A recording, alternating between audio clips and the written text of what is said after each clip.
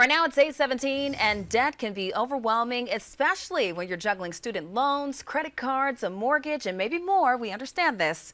So in today's Money Matters, we're kicking off a Get Out of Debt series. Here to tell us more is our Margaret Ann Carter, along with financial expert Mark Camry, founder of CEO of Alloy Wealth Management. Good morning. Yes, and Mark, thank you so much for being here. I I'm always so learn happy. so much when you're here too. So I want to jump right in. How Sure. can the average person begin to understand debt? Yeah, you have to figure out like what is debt and what is good and bad debt. There are some debt that's kind of necessary, like home loans and stuff, or maybe a car loan because you have to have a car, you have to have a place to live. But then you have the credit card debt, which is, of course, really bad debt. Yeah.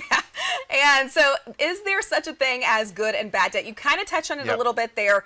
And how do we spot the difference between them? Right, If you'll so- go a little bit more in depth in the Yeah, into think that. about a want versus a need. So like a home is something we need. We have to have a home, a place to live. That would be considered good debt. A car loan might be considered good debt. You have to have a car to drive, and those things are hard to pay for sometimes with cash.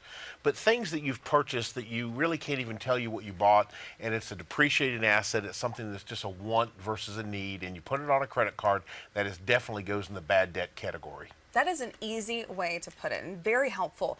And, you know, also for anyone who may be a little bit overwhelmed by debt and not sure where to start with all of it, what is one action that you would suggest to begin this process? Yeah, you start at the beginning. First, I think it's important to visualize what your life is going to feel like when you're actually out of debt.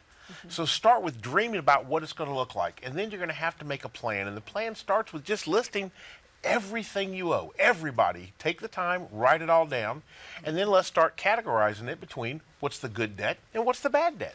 Yeah, and a lot of people probably feel overwhelmed by this. Maybe they feel like they're drowning in debt. You hear that a lot, that Happens. phrase, a lot. So how do you start to feel like that? Do you suggest maybe just taking it and actually writing it out on a piece of paper? Right. Yeah, you know, it's how you eat an elephant. It's one bite at a time. So you have to go ahead and get it all listed out and look at it. And then we're going to have to start a plan to get out of debt, which actually next week we're going to talk about the snowball method, which we find is one of the easiest ways to get people the wins they need to get out of debt. All right, Mark. Well, thank you so much. That's so helpful. Yes, next Wednesday on Money Matters, we're talking about the snowball effect. So we'll have all of this and so much more with Mark on our website, foxcarolina.com, and inside of our news app for you. Ashley?